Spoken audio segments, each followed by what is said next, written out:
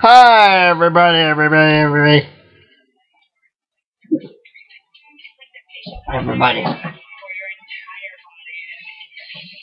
Alright, so, what I'm going to do, because I was playing a big, long-ass review, and I only got like 2 books down here. Let's talk about Minutemen, and I'm going to tell you a bit about my dream, because it's my channel, I can do that. And a bit about what was. And a bit about what I heard. Which is that Alan Moore earned his rights to the Watchmen comic books back. Right? If that is true,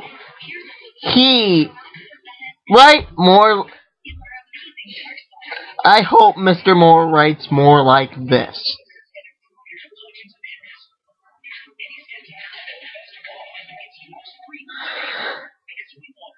And I'm going to answer the question, who exactly wears a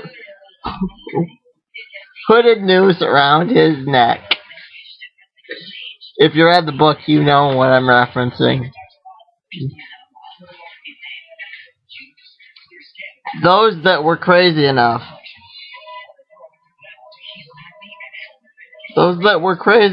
to continue. If you're watching this, you're agreeing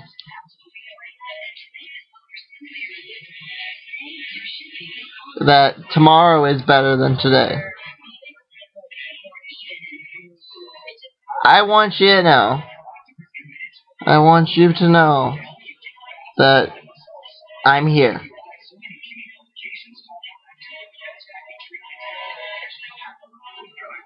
I was asking the question, would Alan Moore have been better off if he would have sent his property to DC? I mean, not to DC, to Independent, to other people. Well, I don't know.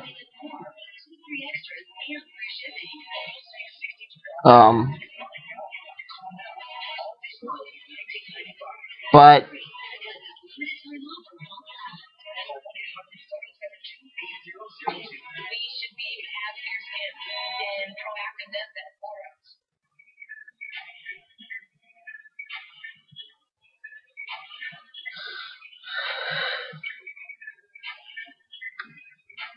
it's been a long, fun ride. For most of us.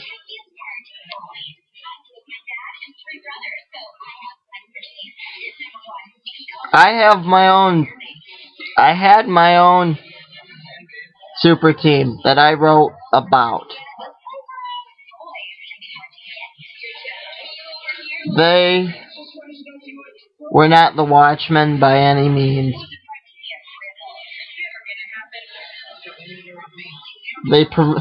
They tried to prevent something called entropy.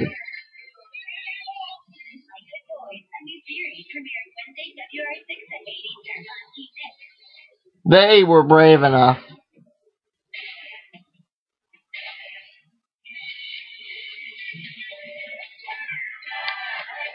to wear masks. Like I've said, they were the heroes that DC forgot. I've explained to you who they were.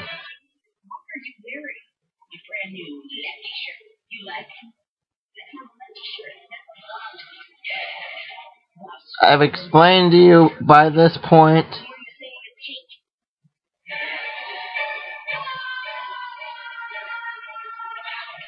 a little bit about my life.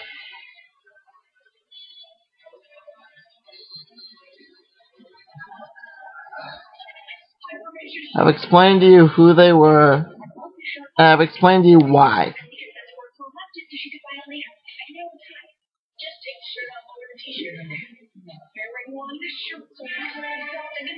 Watchmen itself has been a big inspiration to a lot of writers.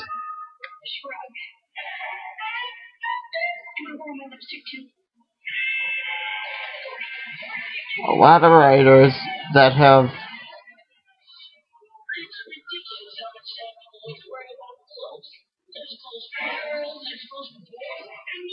done a lot of things. So even if they don't do after, even if Bill Clinton, even if I never get an answer to if Bill Clinton was elected president, or if Ronald Reagan was elected president for that matter, even if they don't do after,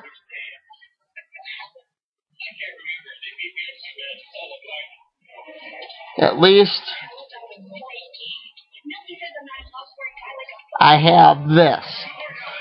Minutemen number 6. I mean, you kind of got the feeling the story was shortened because I can't remember them actually mentioning who Wallace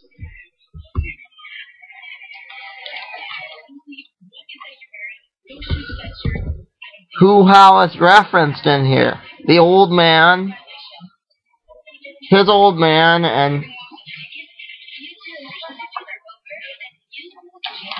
some guy he fixed up cars with. There was a fixation with his old man. That was for sure.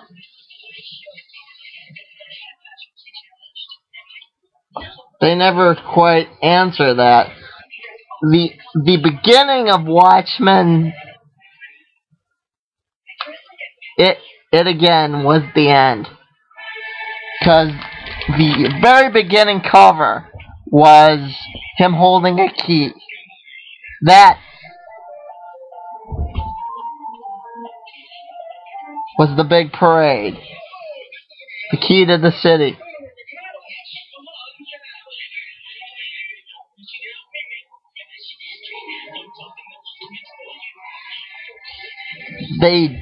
I was wrong. They did end up changing out.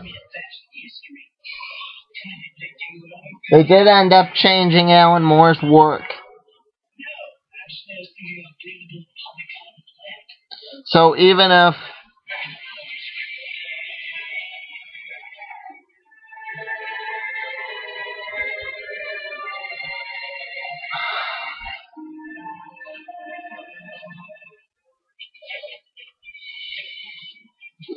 they end up changing it,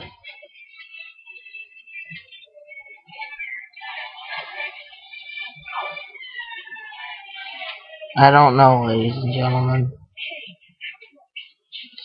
Even if they end up changing it, I don't know.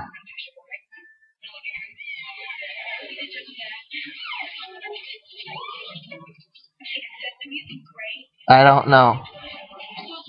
I don't know.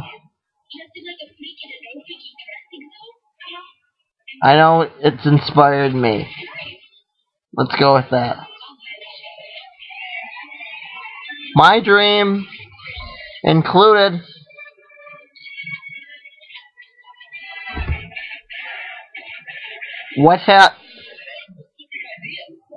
me and a bunch of buddies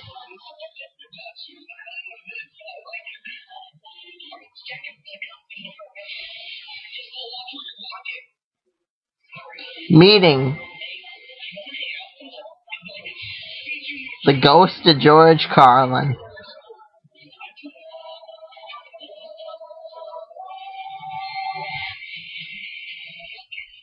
He told us all that we had no rights and that we made them up.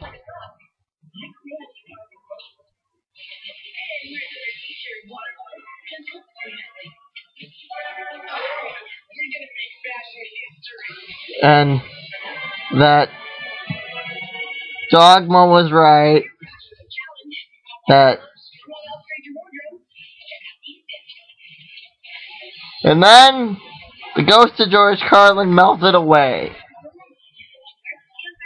Melted away into the comedian.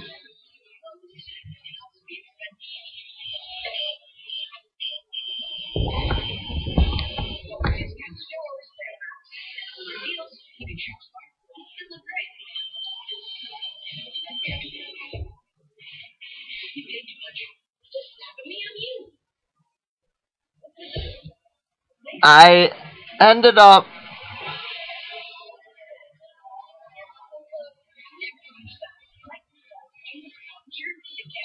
very scared because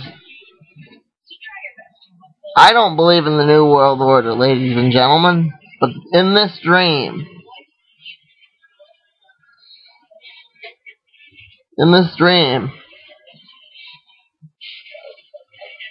it was.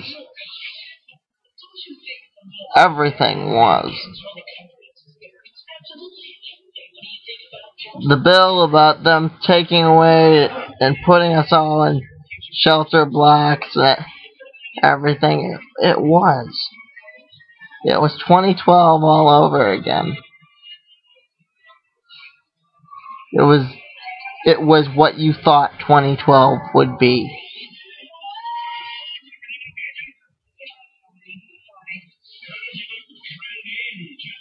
And he said,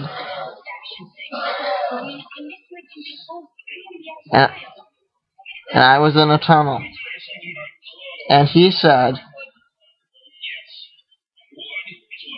the joke is the world, Bob.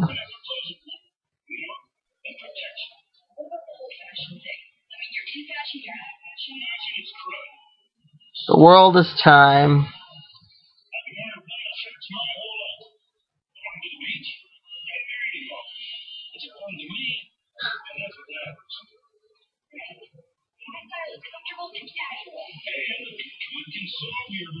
Have you heard the one about the man that threw the clock out the window?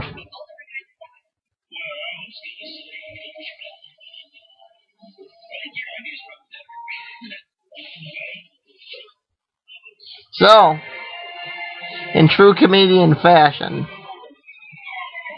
even after I came out of the tunnel, even after I realized that tomorrow was better than today, he told me the one about the man that threw the clock out the window.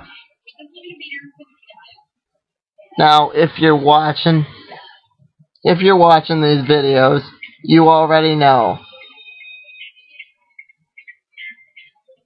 what happened to the man that threw the clock out the window. That's Dr. Mad Hatton.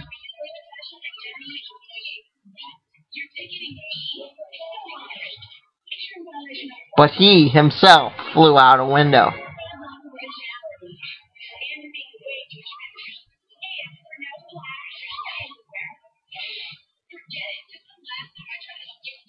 He himself flew out a window.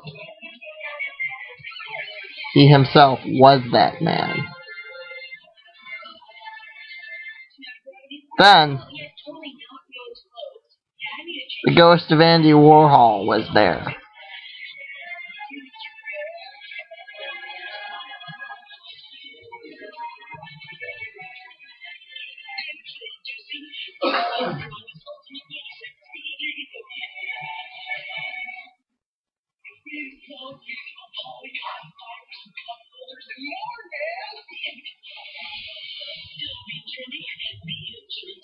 He told me where to find Andy Warhol's gold. And all those hidden paintings. You know, the ones that no one's talking about.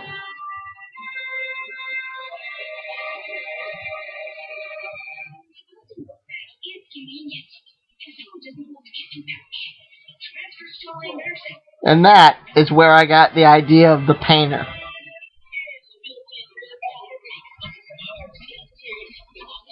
Painter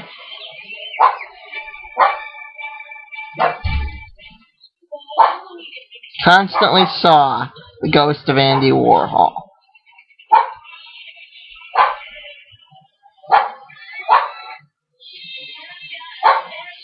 He came out of the tunnel.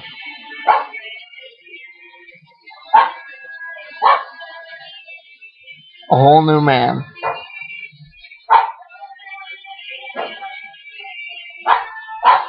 The hood came later.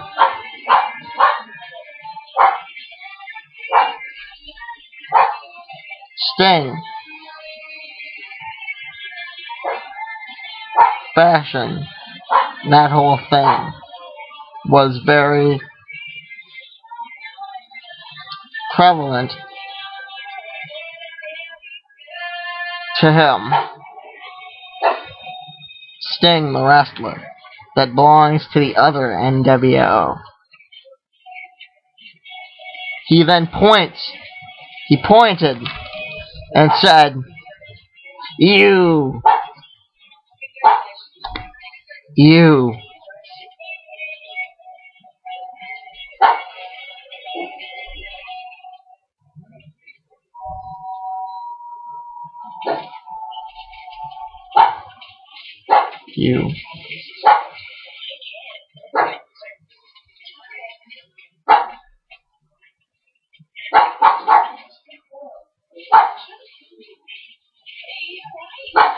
In this dream,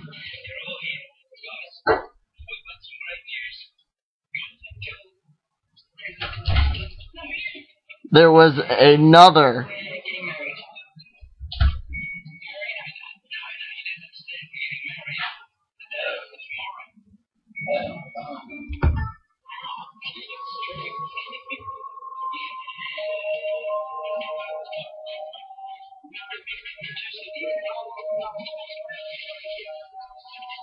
appearance of Ted Cord.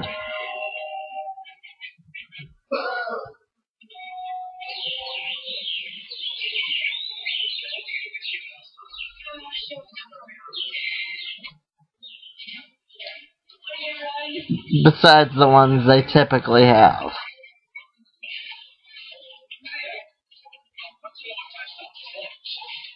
Ted Cord, because that had been bothering me. If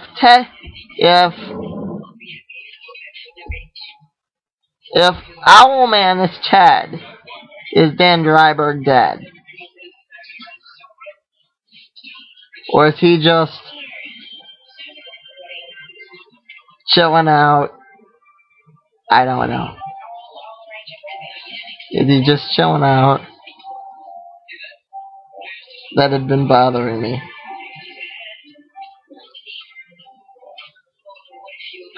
Then, to top it all off, I woke up.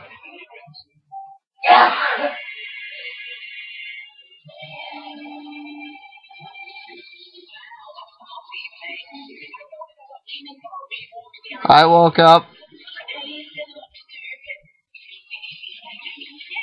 in the hospital.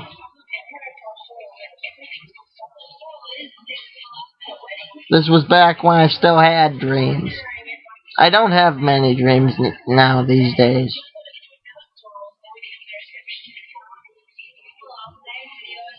But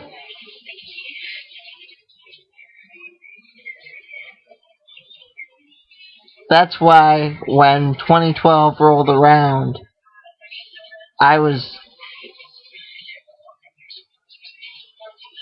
like, nope, I'm still here. I'm still here.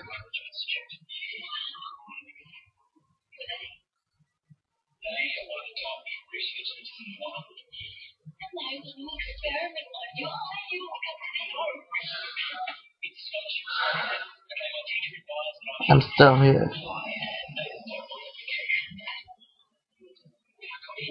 That these schools, the things in my dream, there was no way they could ever become real.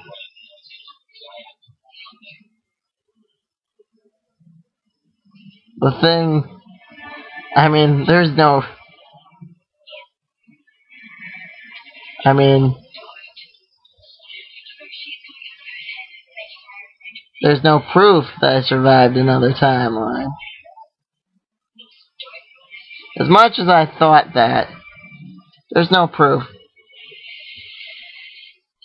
There's no proof that I survived another timeline. There's no proof that anything happened. Nothing happened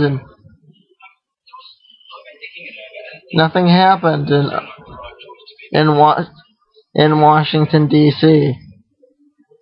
on 2012. Nothing happened.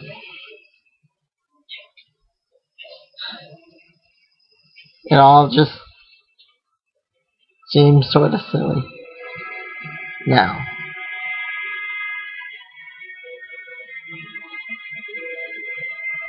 I so believe this dream that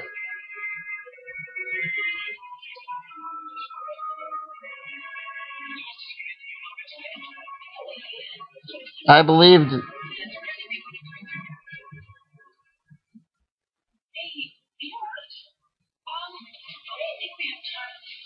I so believed this dream that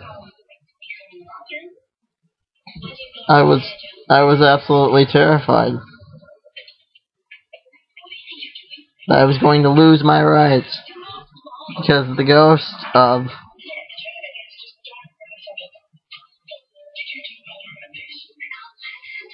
and I thought it connected to another dream, which was something I told my psychologist about. Big surprise, people. I go to a psychologist. I thought the whole wrestling thing, I thought the fact that it looked and felt like Mad Max, all connected.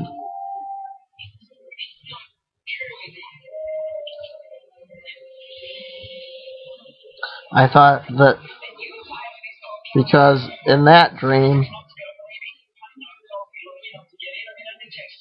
there was a nuclear bomb and I saved a girl named Becky.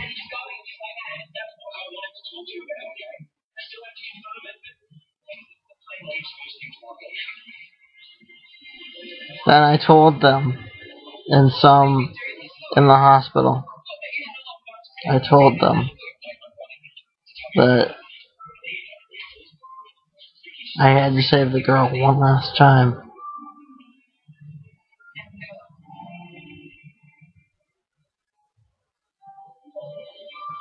That I was so determined to save her.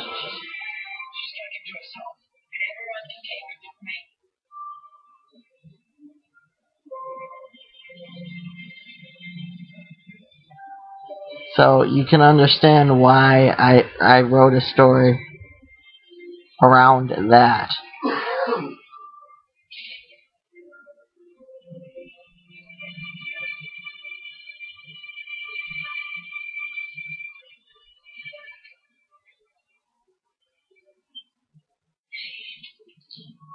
Why you can understand I wrote a story around that bill.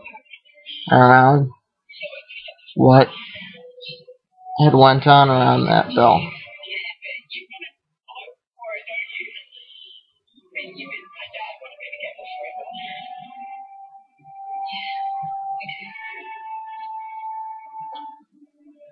It was so real, it was like Rorschach was sitting right in the chair next to me. And all I got to say was, nice day.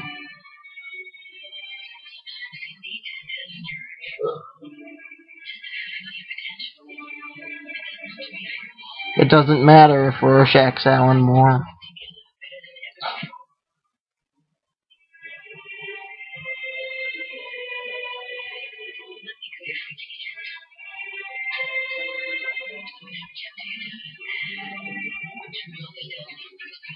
Or if Rorschach's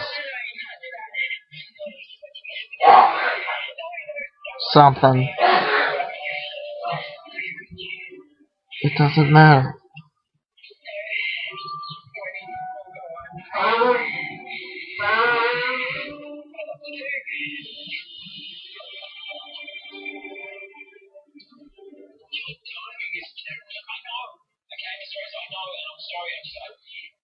Like I said, of course it's a lie. Of course what we've been told is a lie.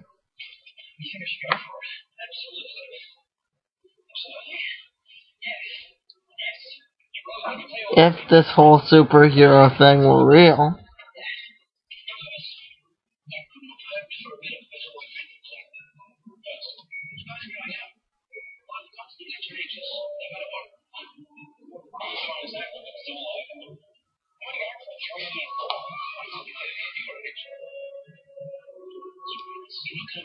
they would try to blame massive shootings on this. They would try to say, this is that. Everything's evil. You know? Of course it's a lie.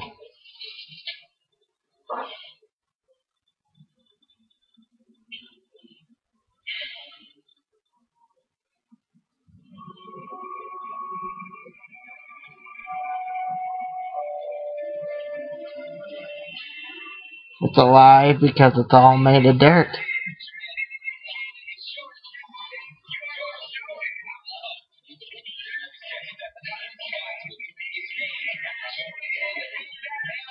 Because the earth, and I look at the world and see that it's churning.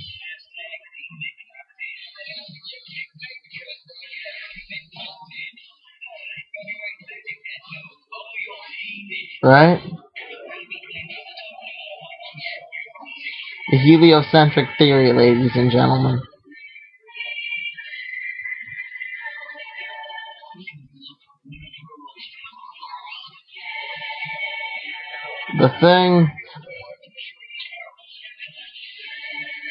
The world just spins round and round.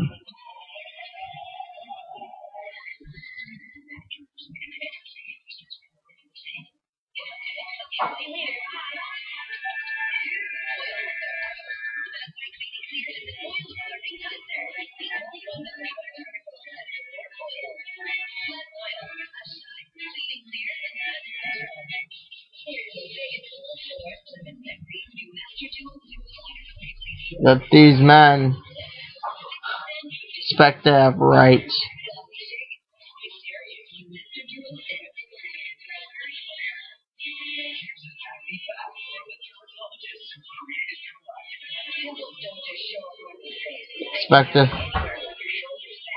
Expect God to tell them when the world's going to end.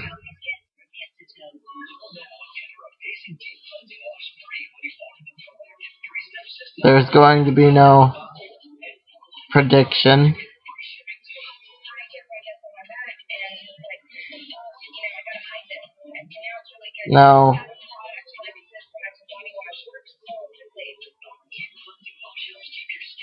No ultimate prediction, no ultimate prophecy. You can't get it by decoding. You can't get it by